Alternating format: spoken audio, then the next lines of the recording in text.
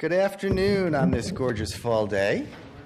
I'm Michael Stein, Professor of Medicine, and I'm delighted to welcome you to the 21st Annual Harriet W. Sheridan Award Lecture to be delivered by Dr. Robert J. Lifton.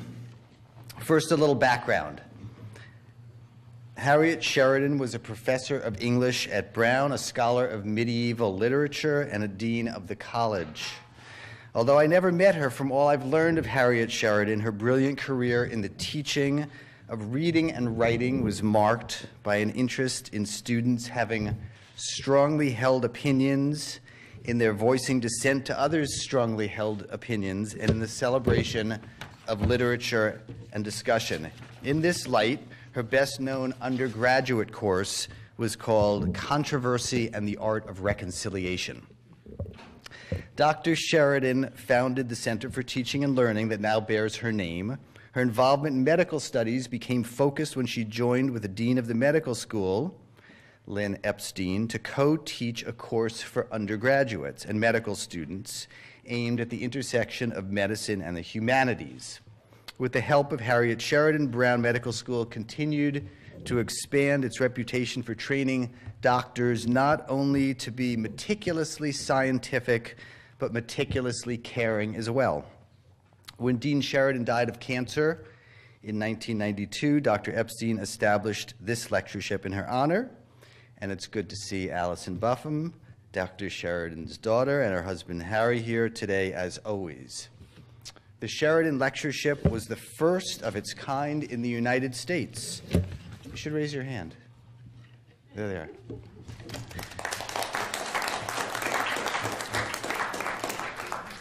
It was the first of its kind in the United States, a forum for the interdisciplinary exploration of doctors, doctoring, illness, and health in literature of all forms. Over the years, the Sheridan speakers have included novelists, surgeons, memoirists, neurologists, and poets, authors with an interest in medical humanities. This year's lecturer, Robert J. Lifton, is a worthy and celebrated 21st. So let me say a few words about Dr. Lifton. Dr. Robert J. Lifton is an optimist, but then all writers are optimists. The writers I know often brood and complain, they get distressed and go quiet, they threaten to quit writing, but they are really only talking to themselves. You can't begin a project that will last for years without a belief that you will pull something off, that in the end you will complete what you started, that you will find a way to offer the world something of interest. I like to think of Dr. Lifton as particularly optimistic, or a special kind of optimist, a writer who reveals his optimism in protean ways. It might seem strange that I would so characterize a man who has chosen as his life's work an exploration of the dark side of human behavior in this way. After medical school and a psychiatric residency, Lifton served as a psychiatrist in the Air Force. Stationed in Southeast Asia, he began to interview Western POWs subjected to thought reform by their Chinese captors. They'd been brainwashed, a fitting subject for a psychiatrist, at least one who began a detailed study of this phenomenon driven by his own curiosity. And with this first of 30 books, Robert J. Lifton became the diagnostician of a crazy world. He moved to Japan to study survivors of the atomic attack. He described a sense of special knowledge that set apart those who were at Hiroshima at the time of the bomb from those who were not witnesses. Special knowledge could be a coded term for the deep gouge in well-being these survivors suffered, but Lifton's interest was different. Early on, optimism shaped his text. This book, History of Survival, like his many others that follows, is about how individuals coped with extreme circumstance. In these first books, Lifton had staked his ground, the psychological impact of historical events. He was creating a new career track, a historically minded psychiatrist. In his writing, Lifton, like a true mental health worker, is attentive to thoughts, feelings, and behaviors. His methodology is the interview, although not the standard clinical kind, but rather one lasting hours or days. Nor are his case studies your standard mental patients. Nazi doctors, the subjects of his next large project, were not patients at all. Lifton argues that the Nazis employed physicians in the extermination program. One didn't need physicians to kill Jews, after all, because their participation would lend an aura of science and expertise to this unprecedented form of social cure. His book is a sustained attempt to interpret the psychology of the Nazi executioners and the process of socialization whereby ordinary doctors became killers who were doing away with life unworthy of life. He doesn't only report as a doctor or a journalist might. Dr. Lifton offers a theoretical model of genocide that has been applied to Armenia and Cambodia and Rwanda. Now, a man who studies genocide must be an optimist in at least this way. He can endure human horror. Lifton probes the psychology of evil, but optimistically, in search of a better self, and how identity transformation occurs in the face of personal uncertainty and unmanageable historical forces. Lifton's enduring interest is in what I would call the self-event connection, how we take in and change or don't change in response to events that are changing the world around us. He wants to explain the relationship of omnipotence to vulnerability. He wants to understand how, even outside of historical storms, we lead a double life, afraid of death that arrives as fire bombs or drone strikes or global warming, but able to ignore it to establish a routine and live a life. He does not want us to go numb, and his books have a special meaning to doctors who, by the nature of our work, are at risk for their own form of psychic numbing, that is, in developing a diminished capacity or inclination to feel. Now, do you go into this line of work as an optimist, or does the study of costly events force any streak of optimism you have in you to the surface? My reading is that Dr. Lifton has always been appreciative of life at its best without ever wholly putting aside the possibility of life at its worst. As a psychiatrist, Dr. Lifton knows people are not simple. He sees the good in them. His message is optimistic, for it revolves around resilience, how one grows from personal pain. Resilience has within it always a core of optimism. He is optimistic as a writer and as an observer, and by disposition, finally, he is optimistic in the old-fashioned intellectual way. He believes that a scholar can be interested in everything. He can read everything. His books are filled with poetry and scenes from short stories and snippets of philosophy and psychoanalytic musings and art. He was hyperlinked before that word even existed. No domain is off limits. To read his books is to catch the spirit of continuous self-exploration. He does a form of translational research, not in the newest NIH version of translational research, that of taking our understanding of genes and molecular mechanism into the clinical realm, but a different form, translating scholarship into activism. Just as survivors seek deeper meaning in their lives, Lifton has brought his knowledge and experience to the larger world by taking stands. He gets politically involved in things that matter to him. He was an early and loud critic of the Vietnam War and more recently drone strikes. His lifelong passions include disarmament and social justice. His enemy is totalism, any religious or political system or regime which seeks an end to independent thought. Writer, doctor, activist, researcher, Robert J. Lifton is restless, a source of hope, a public figure. Some lives are admirable, some work is admirable. When a person and his work are both admirable, one can't help but be optimistic. Let me introduce to you my dear friend, Robert J. Lifton.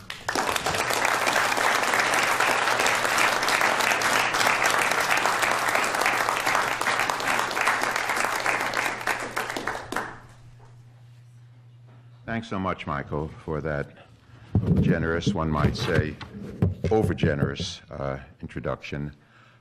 I'm very pleased to be part of this lecture series for many reasons, but mostly because it stands for matters I care very much about. It really charts an area that I've tried to live in intellectually. I'm grateful to Michael Stein and others here at Brown for every form of hospitality, also to Donna Arruda for her thoughtful help with arrangements. I've been made to feel in my day or so here at Brown completely at home. But still, one has to respond to an introduction like that, lest one begin to believe the things that are said in it. My way of responding is to quote my bird cartoons. Many of you may not know this, no reason why you should, but I have a little avocation of drawing bird cartoons. I have absolutely no artistic talent. They're kind of stick figures, but they can say things more directly than I can in my other writing. And so when people say, how do you study these draconian events and still remain sane, if one can make that assumption, my answer is that I draw bird cartoons. And the one that's appropriate for this moment is this. A small, enthusiastic young bird looks up and says, all of a sudden, I had this wonderful feeling, I am me. And an older, bigger, more jaundiced bird looks down at him and says, you were wrong. There's a serious idea in that little cartoon. Put simply, we need a sense of absurdity, sometimes gallows humor, to survive the absurdities in our world, and really to call forth generous doses of absurdity to help us cope with our feelings in terms of things that happen in this world. I gave as my title, Researcher's Witness, and I want to say a word about that because it relates also to the inevitable, I think, necessity of relating scholarship to activism. When we do any kind of medical work, we know that we want to learn as much as we can to help our patients. We do research, we want to focus on knowledge that we can gain and be rigorous in our research methods so that what we find has some reliability. But there's another dimension to research, and perhaps to medical work in general, a dimension that we can call witness or bearing witness. And I say this as a secular person who's done research in what we call extreme situations involving collective struggles of extraordinary pressures or threats, struggles involving life and death on a considerable scale. And one has to note in doing this work that something significant is happening beyond one's immediate psychological findings of how people behave. So an atomic bomb was dropped in the center of a Japanese city, or German doctors trained to heal were involved in killing on a large scale. This kind of witness takes in an event or series of events that take place at a particular moment in a particular place in history, and then in some way one reconstructs and recreates them, tells their story, gives them a narrative. That's what witness is. And I have tried to do this in connection with Chinese thought reform or brainwashing, which I studied in Hong Kong in the mid-50s, the atomic bomb and its effects in Hiroshima in 1962, the Vietnam War experience with veterans I interviewed and worked with in the early 70s, and then Nazi doctors' reversal of healing and killing, which I studied in Germany and elsewhere in the late 70s and early 80s. And since then, I've tried to apply things that I've learned from those studies in more recent events, such as the psychology of drones and the nature of our response to climate change with reference to nuclear threat and a comparison of those two. Now, when one accrues research findings or data, at a certain place, a certain time in history, one gives it a narrative that comes partly from oneself. One is in that narrative in a significant way, so that one's own passions, one's own life is involved in the narrative one provides. We think of medical ethics, and rightly so, as involving responsibility to patients, taking measures that help and not harm them, and also providing at least a prevailing level of medical practice. But there's an ethics also in terms of where we hang out our shingle, where and how we choose to do medical work, whether it's a form of medical treatment or research, what we're doing in relation to patients or others in connection with medical work. We make that decision often without thinking about it, and yet it may be one of the most important decisions we make. And we all too readily assume, I believe, that because we're members of a healing profession, whatever we do is inherently good. That's not necessarily the case. The morality of our work has much to do with what we're part of, where we find ourselves in some particular group or institution, or working from unspoken ideas as part of a subculture with its own mores, which may be hidden. So research and medical work in general are no less an ethical enterprise than an intellectual one, and to acknowledge the moral dimension, we often take a public stand about it. Moral issues become involved, and that may clarify or strengthen our overall work. So I'm suggesting that there's much to be said for activism in association with scholarship. There's a great misconception about scholarship and social activism, an assumption that they may be antagonists because scholarship should be pure and free of moral passion. But I believe the opposite is true. Scholarship can be enriched and energized by relevant activism, and activism informed and deepened by rigorous scholarship. I'm going to say something about how I came to do the work that I've been doing, and some of my early struggles when I was trying to develop a sense of who I was and what I wanted to do as a physician and a psychiatrist.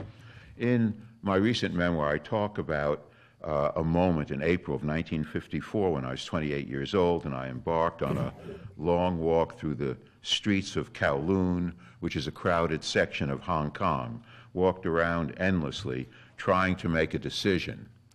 I'd been living in Hong Kong with my wife for 3 months, doing interviews that I found increasingly fascinating with Westerners, that is, Europeans and Americans who had been in Chinese prisons, and Chinese students and intellectuals at their universities or special centers, all of whom had been subjected to what was known as thought reform.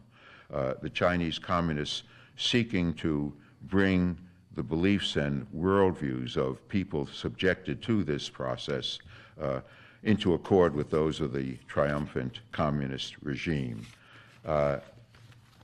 My decision that needed to be made was whether or not we could stay in Hong Kong because I was there alone in terms of intellectual connection, had just been released from 2 years in the Air Force, was fascinated with what I was doing, but also felt it was necessary for me to get back home to the business of my career, do what one was supposed to do in those days, have one's psychoanalytic training, open a practice, and embark upon a psychiatric career as understood.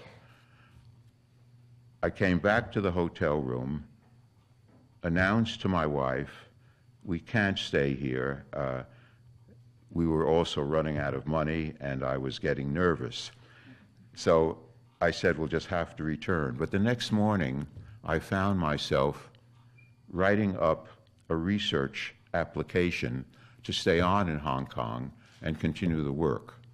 It was a strange contradiction. I realize now that at the time, I wanted very strongly to stay because I was deeply involved in work I was doing, but I couldn't see myself as somebody who should or could stay. It seemed to be a transgression. In any case, I did apply. I did find the means of staying, and that was the beginning of lots that followed in this struggle to bring together psychology and history. I sometimes, when one asks how I got to that point of being in Hong Kong, it of course had to do with my military service in the Far East, making an arrangement to be discharged in the Far East so that my wife and I could take a world trip, on which Hong Kong was only the second step, but having been interested in this issue because my last assignment in the Air Force was to interview with a group of other psychiatrists returning prisoners of war in Korea, where they were being returned, and then go on a sea journey on a ship taking them back to San Francisco, where I interviewed them further and had group sessions. And that was the source of my interest in what I found in Hong Kong. I sometimes say that the military liberated me from a conventional life, and I've never shown it much gratitude. This was a period in American life, not too long after World War II, when Americans were thrust out into the world. There was a kind of American hegemony that many of us were beginning to be nervous about and critical of, but nonetheless, we benefited from it in being given opportunities of this kind. When these POWs had returned, they were confused, and people were confused about their confusion. They had what was called a 1,000-mile stare, a kind of dissociation. Some of them mouthed Chinese communist phrases. They were edgy, and they were in an uncomfortable situation in returning to the military. When I immersed myself in the Hong Kong interviews, I realized that the POWs had been subjected to an export version of Chinese thought reform, which they applied much more intensely in China, on the mainland, to both Westerners who had been imprisoned and accused of being spies, and Chinese who were considered in some way insufficiently in tune with the new regime. There were two aspects to thought reform that fascinated me.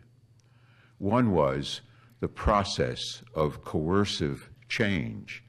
Can you change people coercively? Does it last? How does that relate to psychotherapy, which we attempt to make the opposite of a coercive form of change? These were questions at the heart of my profession. There was another dimension, the historical dimension.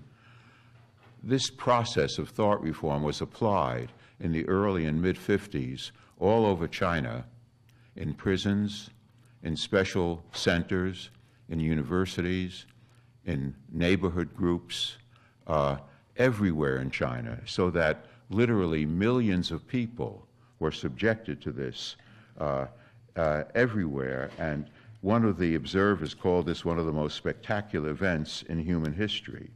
I was interested in that unique application of pressures that ran deep into the psyche on so extraordinary a scale.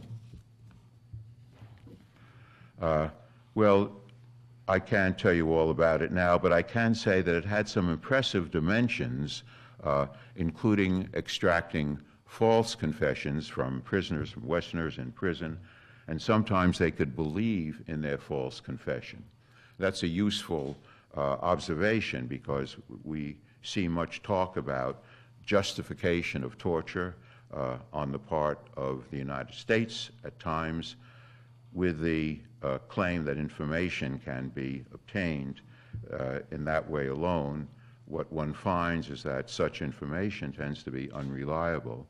because the main objective of somebody subjected to torture of various kinds is to end the pain and satisfy the interrogator, hence the false confessions and the process going deeper into the belief in false confessions.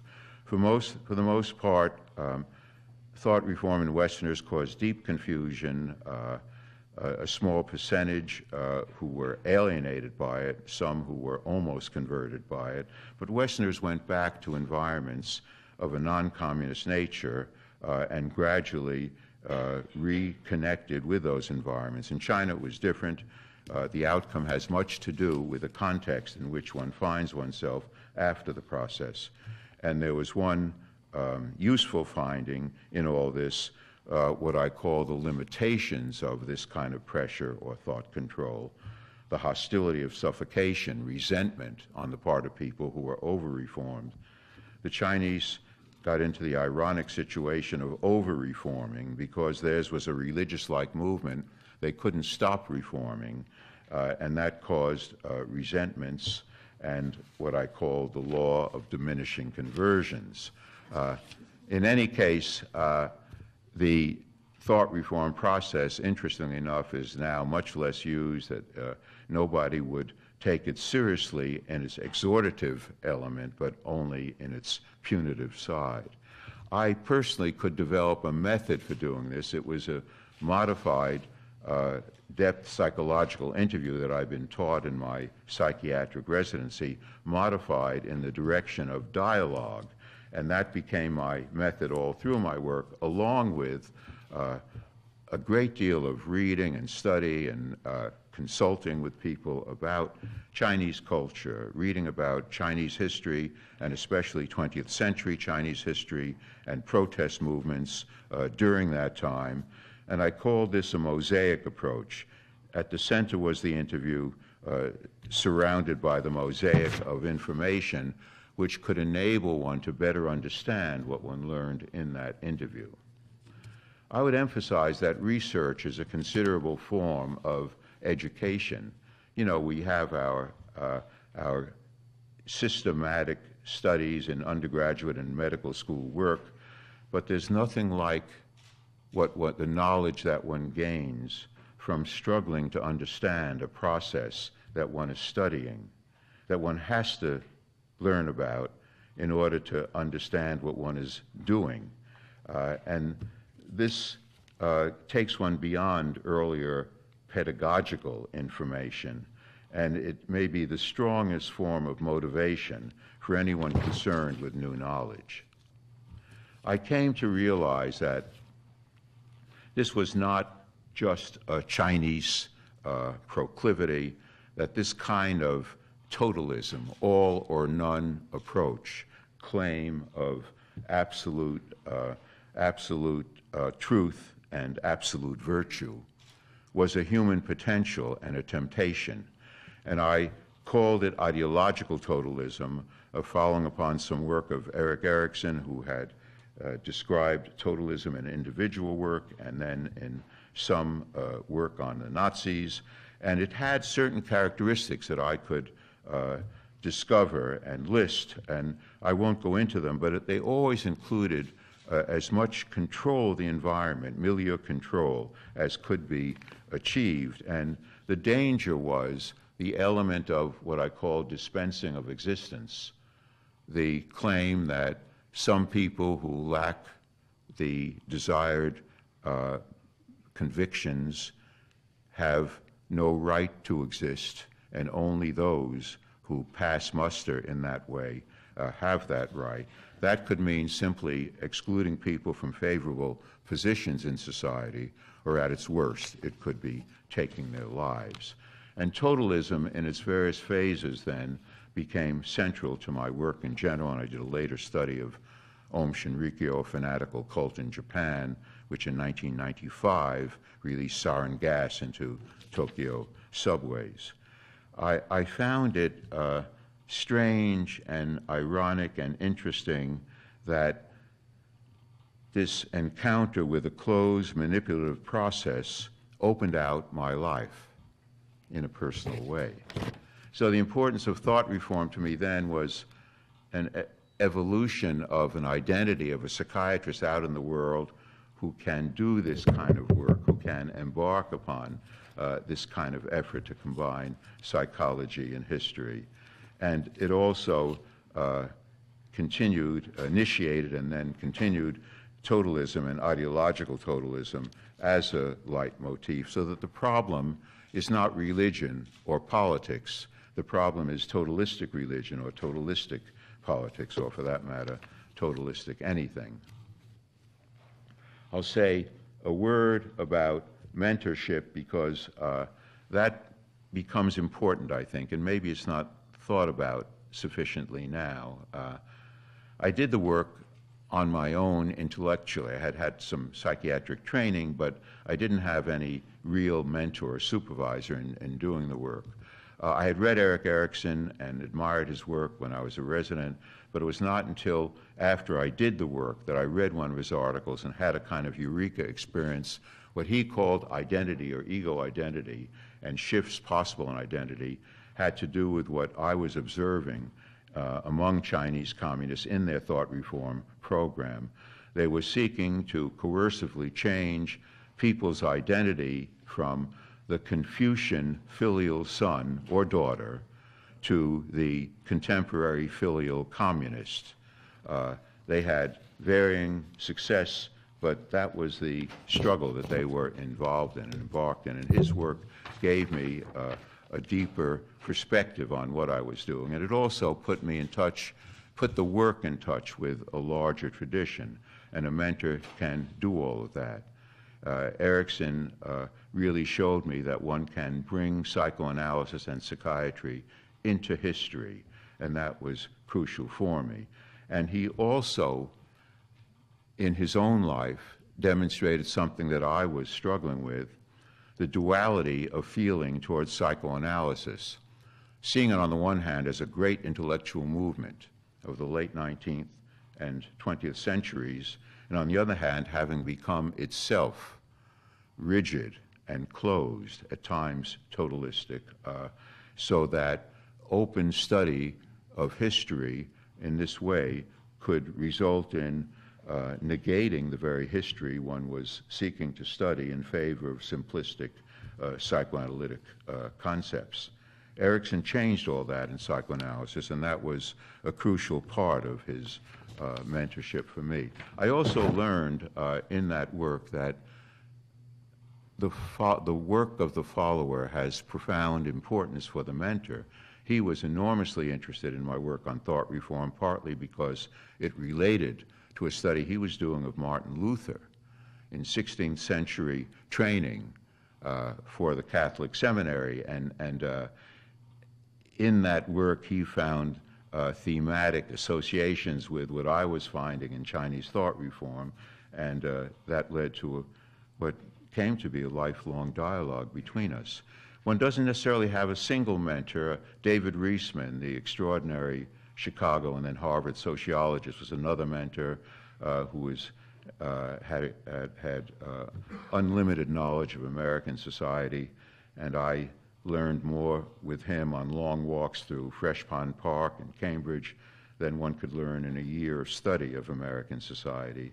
And he also conveyed in his manner ways of being an American intellectual, applying one's knowledge to larger issues. And I had a third mentor whom I never met, the great mid-century French writer Albert Camus, whose book, The Rebel, was a revelation to me in the middle of this work. It's a brilliant and even lyrical critique of totalism. At the same time as Camus took a stand in terms of the name of his protagonist, the rebel, a stand against, or a stand that always was critical of the status quo. There was a temptation then in American life to become simply an anti-communist intellectual, as though that solved everything. Camus showed how one could be anti-communist, anti-totalist, that is, and at the same time a critical and rebellious intellectual. So mentorship allows one to immerse oneself in existing knowledge and have an invitation to, in some way, take steps beyond it. Mentors' ideas provide a standard or a baseline from which one moves, and there's then the interesting tension always involved in mentorship between accepting the ideas of the mentor and moving beyond those ideas into one's own areas, a tension that both become aware of. And in our time, mentorship, like everything else, may be multiple, or in the language I've used that Michael Stein mentioned, protean, many-sided, can be also sporadic and geographically dispersed. You can have mentors in different places and at different times. I want to say something about two studies that became extremely important to me, the one in Hiroshima and the one of Nazi doctors, mostly in Germany. One important question for me was how I got to Hiroshima, and there, just to put it simply, one assumes often that one takes up a study, learns something from it, and develops a moral position in relation to it. I think it's often the opposite, in which it's one's moral or ethical concerns that take one to a certain kind of study, and then one deepens all of that in the research or knowledge that one finds or seeks. And I got to Hiroshima having been in Japan for 2 years before that doing a psychological study of young Japanese, because in the Reisman circle, in that mentorship with David Reisman, he was enormously, and some others around him, involved in nuclear weapons, politically opposed to them quite passionately, but also intellectually opposed, determined to use his knowledge to uncover what they were doing to American society.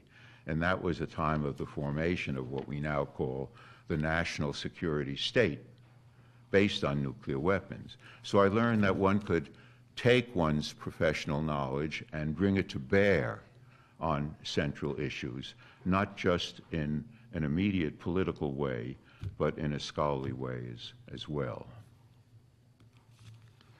In any case, I could stay in Hiroshima without conflict. It was 8 years later, I had a method. I had some achievements and some confidence in at least doing that, but that doesn't mean it was without difficulty, because after talking to many people in Hiroshima about the atomic bomb, when I did my first actual interviews with victims and survivors, it was quite different. In the first interview, I spoke to somebody who had been 13 years old when he experienced the bomb. His mother had rescued him from the debris. He tried to take her as she got weak, couldn't carry her, escaped without her, never overcame that vision of her dying in the debris, had his baby brother and grandparents both die of acute radiation effects, the petechiae into the skin that were so terrifying to people, and his father perished in the fire, became an orphan, and lived a life of dislocation and pain and really unrelenting suffering. And I heard a few stories like that, and I found myself anxious, having difficulty sleeping, having nightmares. And I began to think that it would be impossible to stay and do the study. I knew it was important, but I really wondered whether I would be able to do it. I was struggling under duress to hold on to my research function. But then a few days later, I found that I could begin to feel myself changing. I could listen to people, try to understand with the significance of what they were saying and feeling, and go on with the study.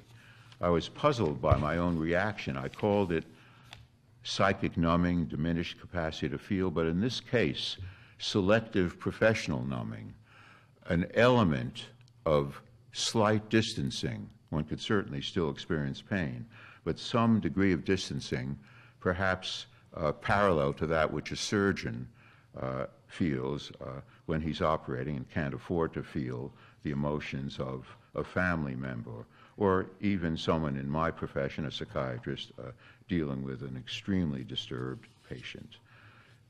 And in that way I could continue and learned a great deal about several aspects of this kind of work, including this selective professional numbing, but also the necessity to pace oneself in the work. One has to do what one can, not overextend oneself in terms of one's emotional reservoir. In Hiroshima, there weren't too many heroes, but several of them were physicians. One man named Hachiya, who wrote famous Hiroshima Diary at the time of the bomb, another man named Shigeto, who did extraordinary work over decades with so-called A-bomb disease, that is, conditions believed created by delayed radiation effects. What I learned in Hiroshima quickly was that in a split second in time, one exposed to that weapon, which was undoubtedly the cruelest weapon in human history, was subjected to a lifelong immersion in death. From the sea of death at the time of the bomb, acute radiation effects, as I mentioned them, delayed radiation effects, which came to cause increased incidence in leukemia and many cancers, and then the fear that the radiation effects could extend over subsequent generations, because that was theoretically possible. The identity of the so-called hibakusha, meaning explosion-affected person, which was in those days death-dominated.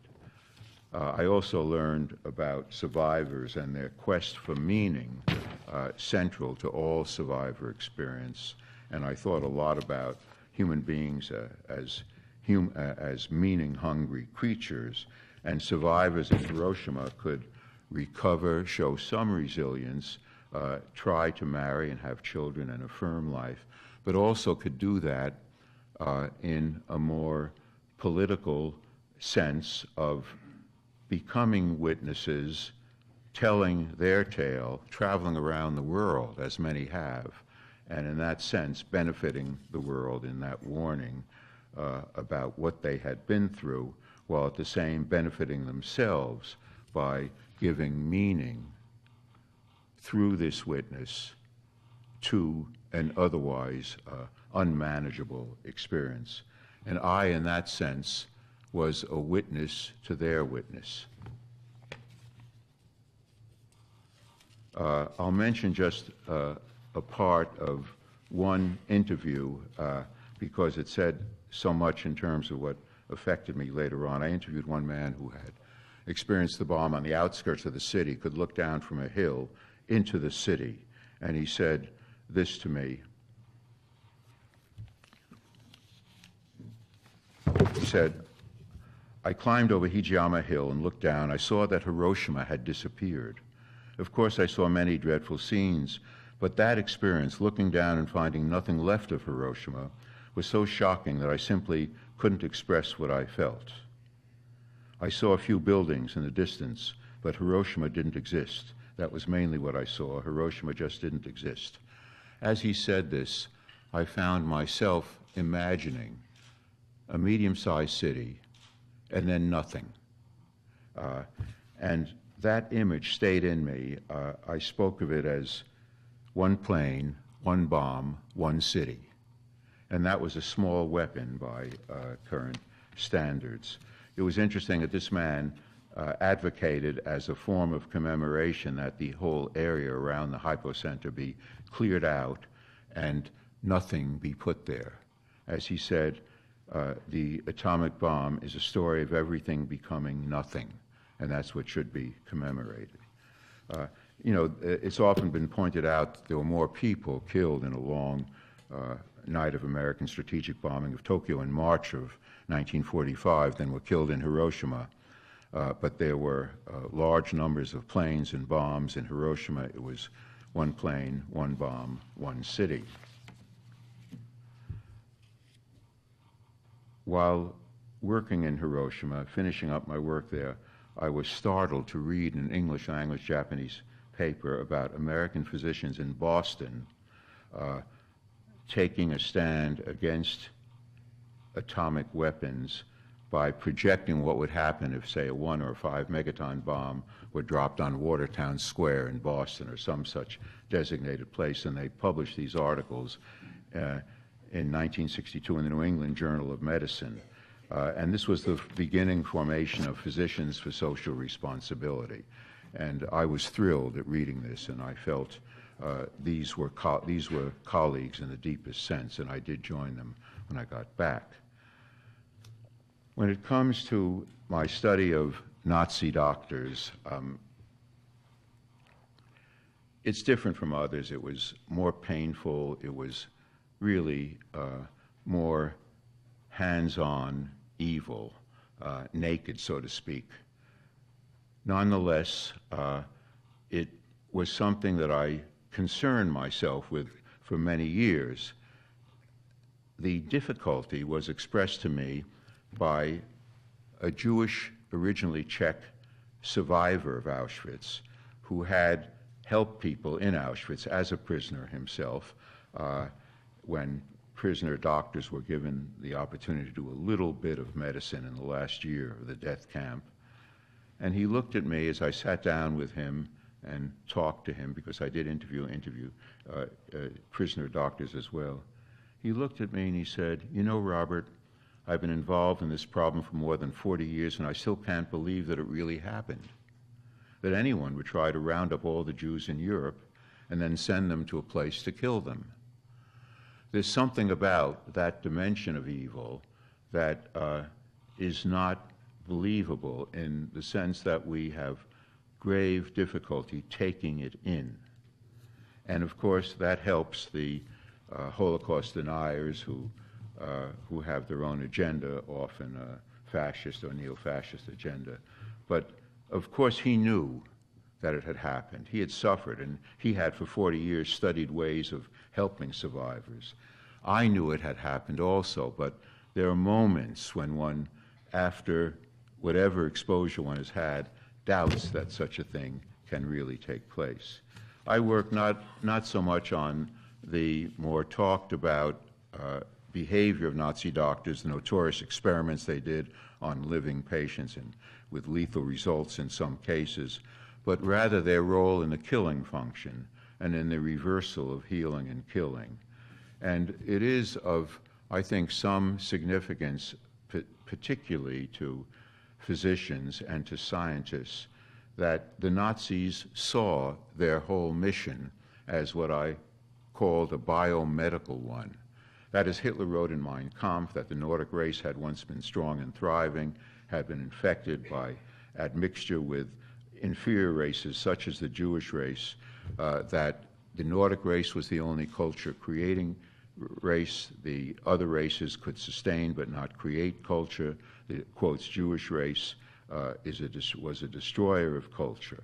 So something had to be done about the Jews and the, quotes, Jewish race in order to render the Nordic race again strong, in order to cure the Nordic race. The Jews had to be dealt with. One could say that everything the Nazis did, including their war-making, had the trappings of a biological or biomedical vision in which the genes had to be purified to help the world. And one doctor whom I interviewed said to me, "I joined the Nazi Party the day after I heard a leading Nazi, it was Rudolf Hess, who said, 'National Socialism is nothing but applied biology.'" Some could believe in this extreme view. Not all Nazi doctors by any means. The vanguard could believe in this extreme ideology.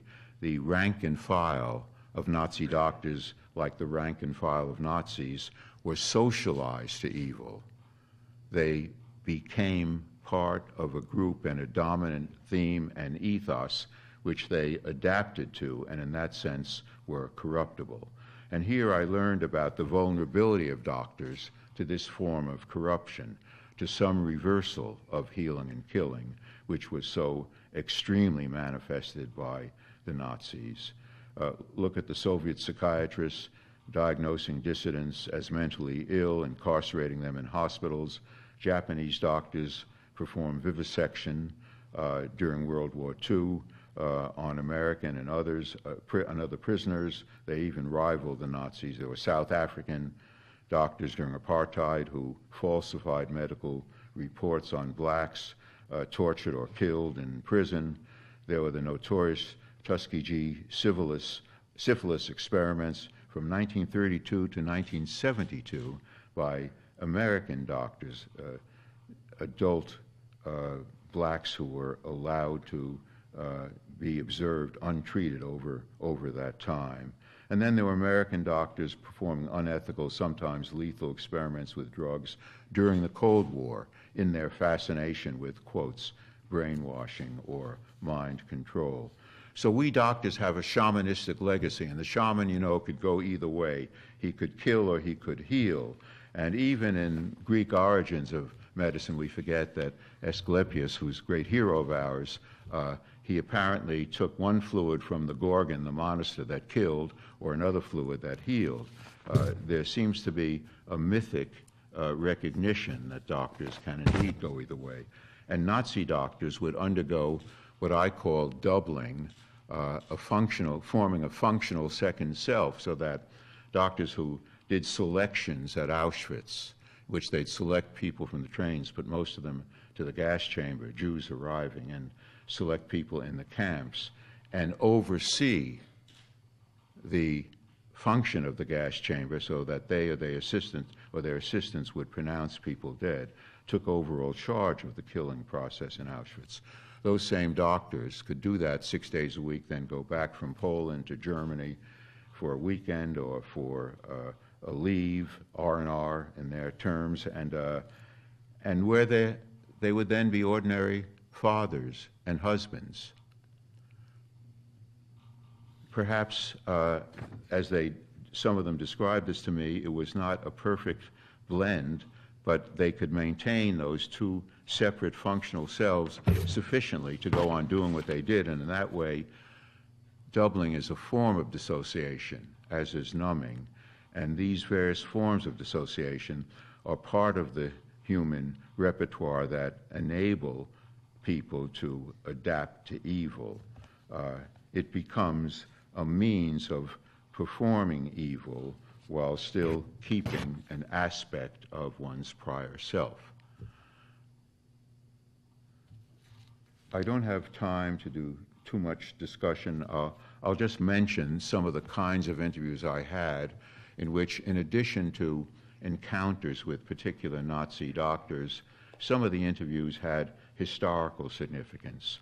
One was with a psychiatrist, a neuropsychiatrist, who treated what he called killer troops, Einsatzgruppen, who notoriously were responsible for the murder of 1.5 million Jews in Eastern Europe by direct killing. They just lined them up and shot them with automatic weapons. And he told me that 20% or so of the soldiers so assigned would have psychological problems. Maybe half of those would have terrible moral compunctions. The others would just think it was a terrible job. But this was the kind of report that Himmler received from his generals that led him to work harder on getting the gas chambers ready as a method that was easier for the killers to sustain. And that was the case. They struggled with it, and some had conflicts in Auschwitz, but they could eventually do what they did. And that, of course, had that kind of historical significance. I also interviewed an elderly Nazi doctor who, toward the end of the second interview, broke down in tears. And I was surprised. He'd been fairly articulate, hadn't shown anything like this. And for about 30 seconds, there were just these sobs. What had happened, the reason, putting it briefly, was that he had been a distinguished university doctor, had become involved with experiments tangentially, had been convicted and imprisoned by an international court, and he wanted to recover his good name. He even asked me whether I would invite him to Yale, where I then taught, so that he could give a lecture be respected. And of course, I didn't agree to his request. But at this second interview, he realized he would never clear his name, and more than that, his rationale of having helped the Nazis became unconvincing even to himself. So he broke down and wept, and then the question is, what did I do? Ordinarily, you know, when you're in psychiatric work and someone weeps, you bring out the Kleenex or say something reassuring. But in this case, I at first wondered why he did, then I understood why he did. It was not without a certain satisfaction that I felt. I didn't want to do harm to him, and I didn't want to help him, so I just did nothing and let him weep. And this had to do also with my research protocol. It's of ironic but interest, but appropriate, that when I embarked on the research with Nazi doctors, I had to work it out with the Yale Committee on Research with Human Subjects, and of course promise informed consent to people I interviewed, and also that I would do them no harm during the interviews. And I felt responsible to that protocol, even though ironically it was these same Nazi doctors who, through the Nuremberg medical trials, made it necessary to create these protocols. Well,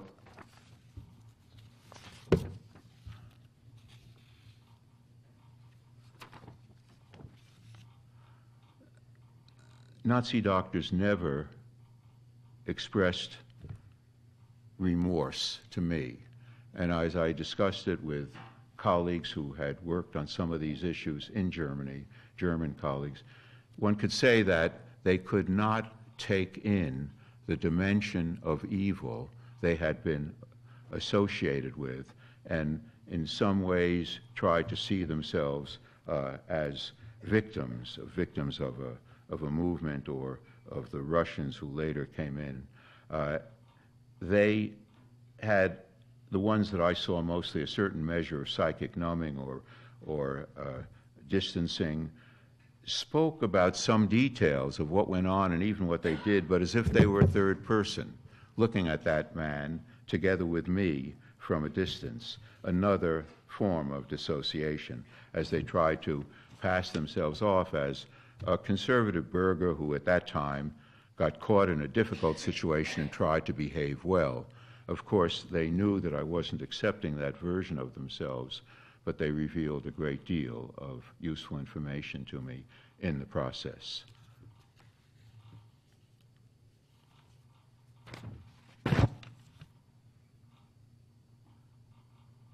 Unfortunately, one of the saddest moments in my life was when I discovered, as there became evidence available, that American doctors had been colluding in torture in Iraq and other places during the Iraq War, colluding by not reporting wounds that could only have been caused by abuse, by falsifying death certificates of people who had died from abuse, and perhaps worst of all, by joining with interrogators, as did psychologists and psychiatrists, in interrogation methods that spilled over into torture in the effort to extract information.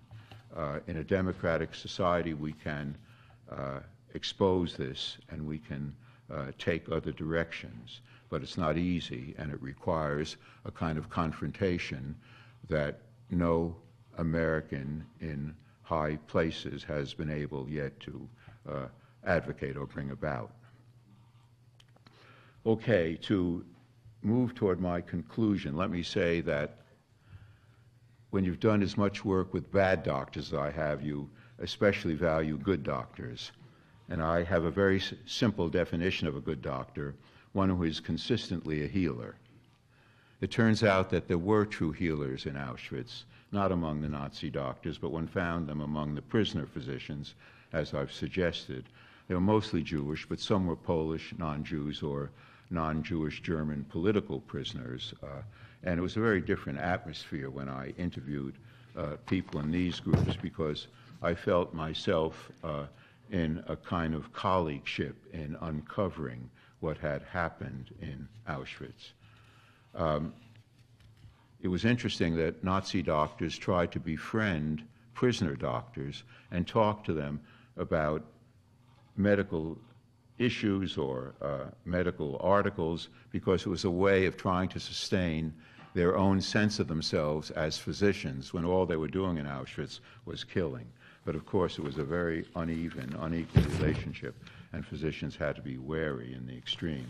The most poignant and painful problem for inmate physicians was when a Nazi physician said, "I'm going to select 20 people from your medical block tomorrow morning."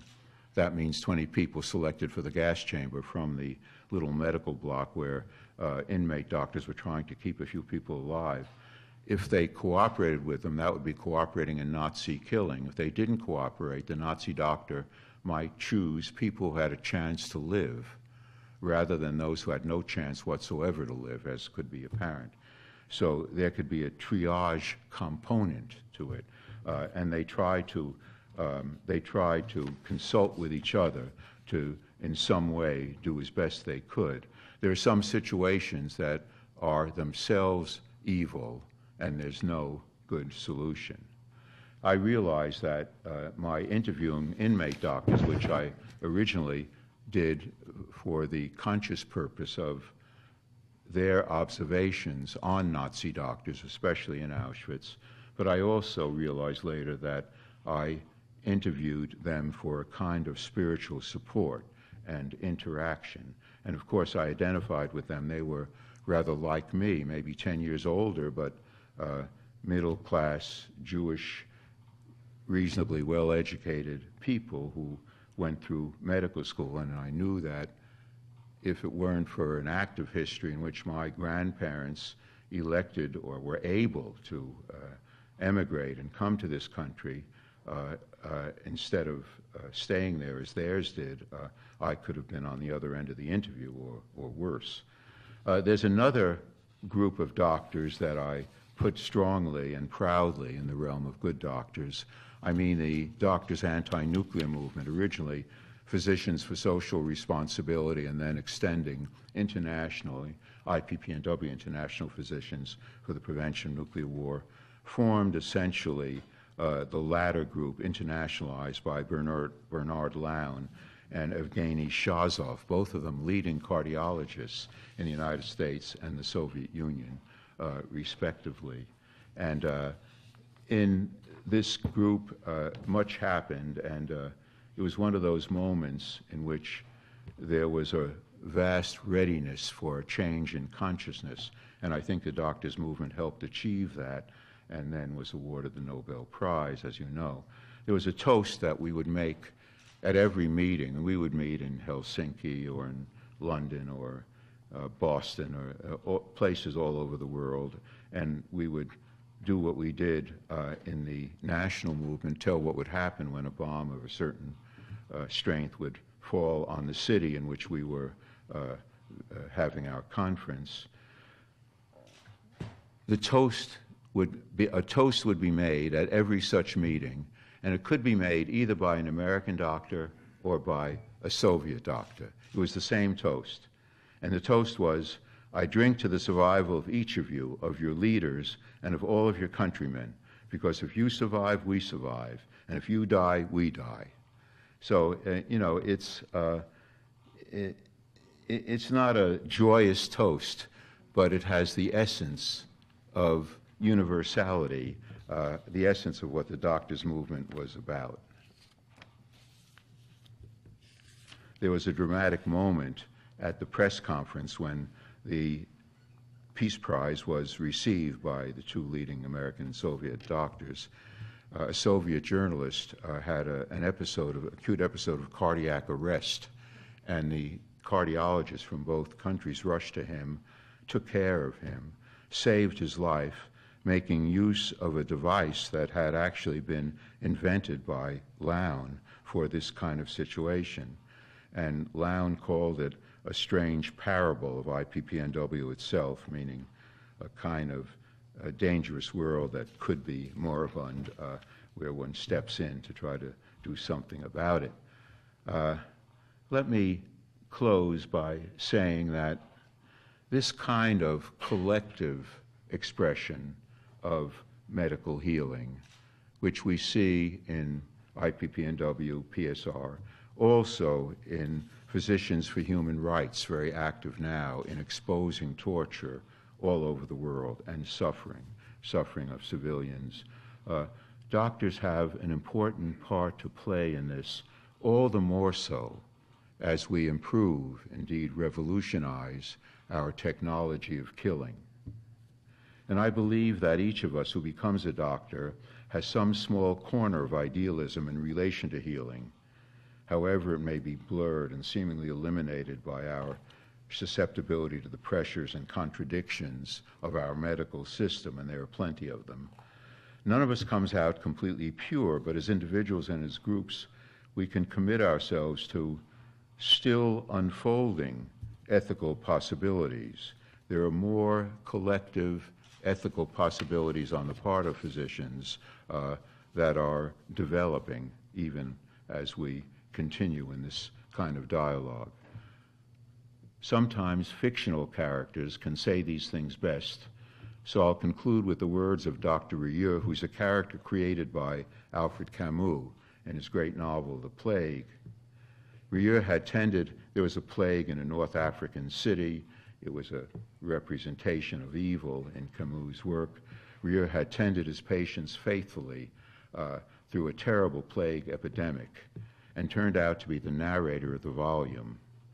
And he reveals himself as the epidemic subsides, and as Camus puts it, Dr. Rieu resolved to compile this chronicle to bear witness in favor of those plague-stricken people. He knew that the tale he had to tell could not be one of final victory, but only the record of what had to be done, and what assuredly would have to be done again in a never-ending fight against terror, by all who, while unable to be saints, strive their utmost to be healers. Thank you.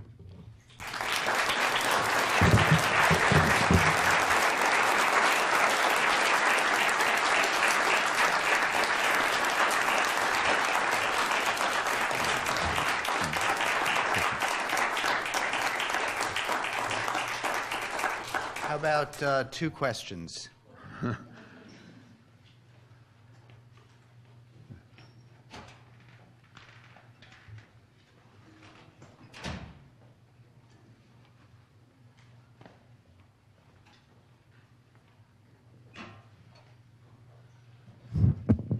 I wonder if you know the film La Combe-Lucien, French film about a German boy in World War II who wants to join the French resistance, but he's not allowed to because he's thought to be unreliable. So he joined the Gestapo instead. Do you do not know the film? Can you not understand me? What is the film? La Combe-Lucien. Maybe you could tell me what. What's that? La Combe-Lucien. I don't think so. Thank you very much. Thank you.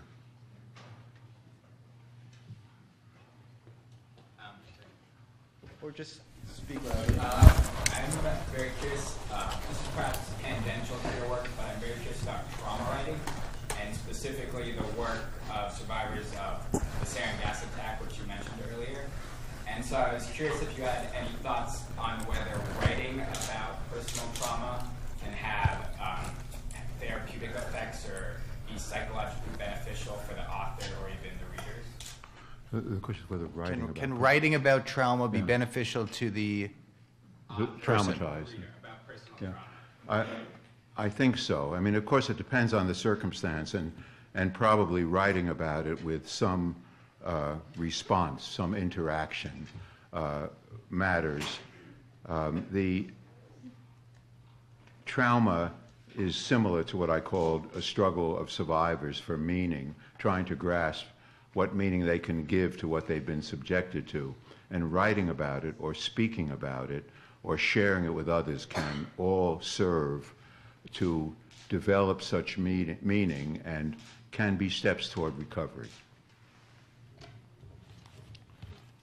Okay. Last one. What do you think the role of the internet is in regards to totalism? Keeping in mind the NSA record keeping, the use of social media in the Arab Spring, and the use of censorship by different governments? It's a good question. The role of the internet in relation to totalism. I don't think we know yet. The internet is still relatively new. What we can say is that the technologies for surveillance in general are mushrooming, are exploding. I'm using violent words, but that's what's happening, and the temptations seem to be irresistible to many of our leaders to embrace that high technology of surveillance. What the results will be, I'm not sure, but I do think, and this is perhaps implied in your question, that it's our duty as citizens to question this being done, to demand from our leaders information about exactly what they're doing, which they haven't been quick to give us, much of which came through revelations of Snowden as a whistleblower. But it's our right and task as a citizen to question this before we know the ultimate significance. It's not likely to be beneficial, and we shouldn't wait until more things have happened before we speak out. Okay.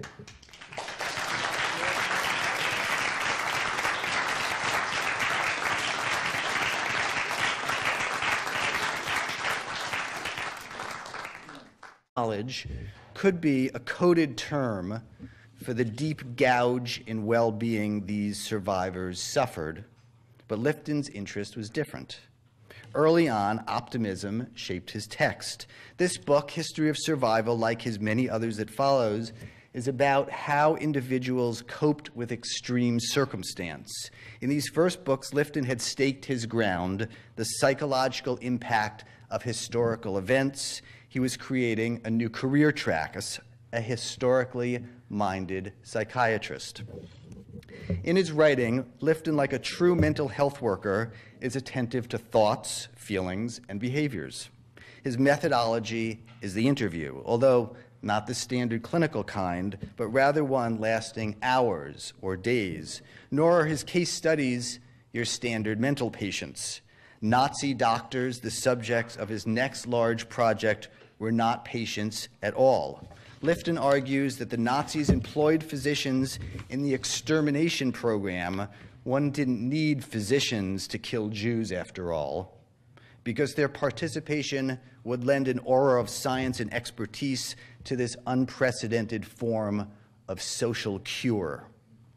His book is a sustained attempt to interpret the psychology of the Nazi executioners and the process of socialization whereby ordinary doctors became killers who were doing away with life unworthy of life. He doesn't only report as a doctor or a journalist might. Dr. Lifton offers a theoretical model of genocide that has been applied to Armenia and Cambodia and Rwanda.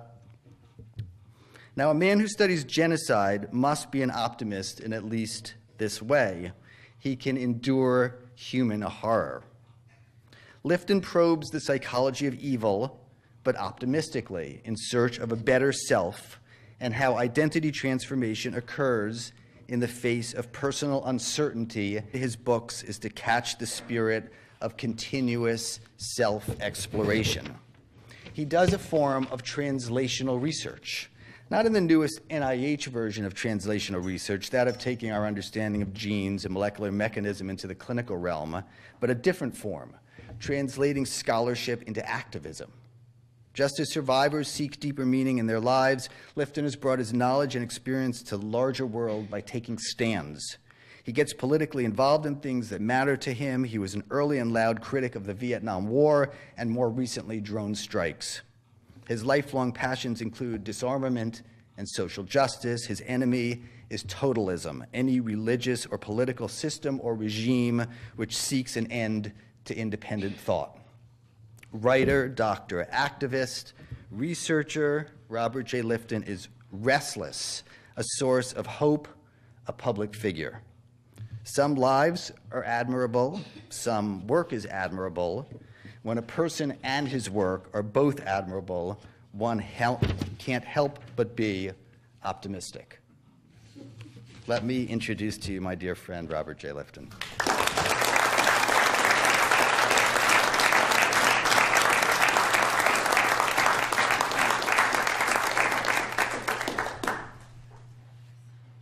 Thanks so much, Michael, for that generous, one might say, over-generous introduction. I'm very pleased to be part of this lecture series for many reasons, but mostly because it stands for matters I care very much about. It really charts an area that I've tried to live in intellectually. I'm grateful to Michael Stein and others here at Brown for every form of hospitality, also to Donna Arruda for her thoughtful help with arrangements. I've been made to feel in my day or Good afternoon on this gorgeous fall day. I'm Michael Stein, professor of medicine, and I'm delighted to welcome you to the 21st annual Harriet W. Sheridan Award lecture to be delivered by Dr. Robert J. Lifton. First, a little background. Harriet Sheridan was a professor of English at Brown, a scholar of medieval literature, and a dean of the college. Although I never met her, from all I've learned of Harriet Sheridan, her brilliant career in the teaching of reading and writing was marked by an interest in students having strongly held opinions, in their voicing dissent to others' strongly held opinions, and in the celebration of literature and discussion. In this light, her best-known undergraduate course was called Controversy and the Art of Reconciliation. Dr. Sheridan founded the Center for Teaching and Learning that now bears her name.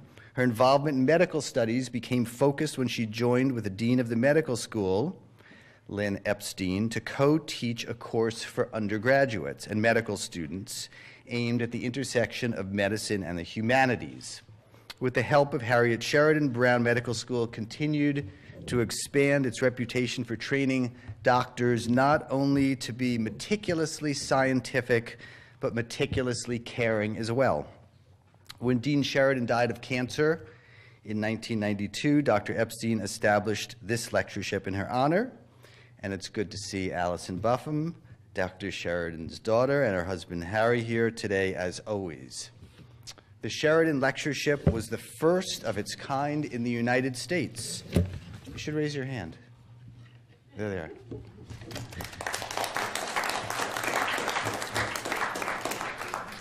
It was the first of its kind in the United States, a forum for the interdisciplinary exploration of doctors, doctoring, illness, and unmanageable historical forces.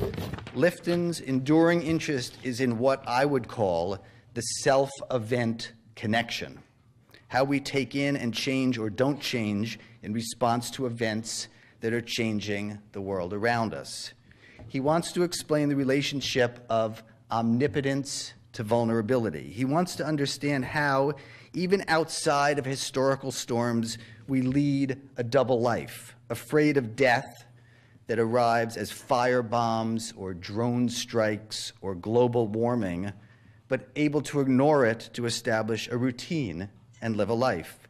He does not want us to go numb, and his books have a special meaning to doctors who, by the nature of our work, are at risk for their own form of psychic numbing, that is, in developing a diminished capacity or inclination to feel. Now, do you go into this line of work as an optimist, or does the study of costly events force any streak of optimism you have in you to the surface? My reading is that Dr. Lifton has always been appreciative of life at its best without ever wholly putting aside the possibility of life at its worst. As a psychiatrist, Dr. Lifton knows people are not simple. He sees the good in them. His message is optimistic, for it revolves around resilience, how one grows from personal pain.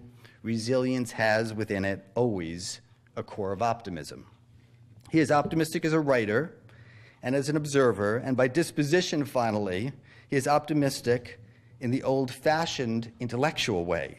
He believes that a scholar can be interested in everything.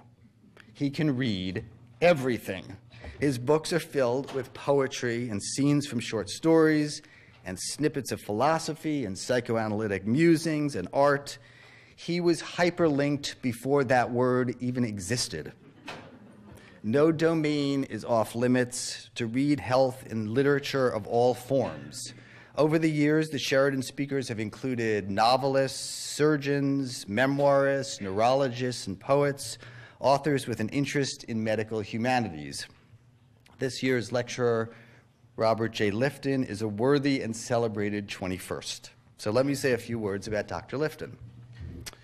Dr. Robert J. Lifton is an optimist, but then all writers are optimists. The writers I know often brood and complain, they get distressed and go quiet, they threaten to quit writing, but they are really only talking to themselves. You can't begin a project that will last for years without a belief that you will pull something off, that in the end you will complete what you started, that you will find a way to offer the world something of interest.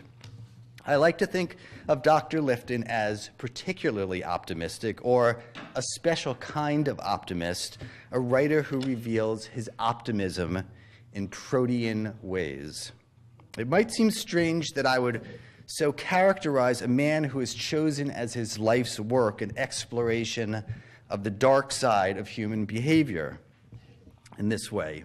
After medical school and a psychiatric residency, Lifton served as a psychiatrist in the Air Force. Stationed in Southeast Asia, he began to interview Western POWs subjected to thought reform by their Chinese captors. They'd been brainwashed, a fitting subject for a psychiatrist, at least one who began a detailed study of this phenomenon driven by his own curiosity. And with this first of 30 books, Robert J. Lifton became the diagnostician of a crazy world. He moved to Japan to study survivors of the atomic attack. He described a sense of special knowledge that set apart those who were at Hiroshima at the time of the bomb from those who were not witnesses. Special knowledge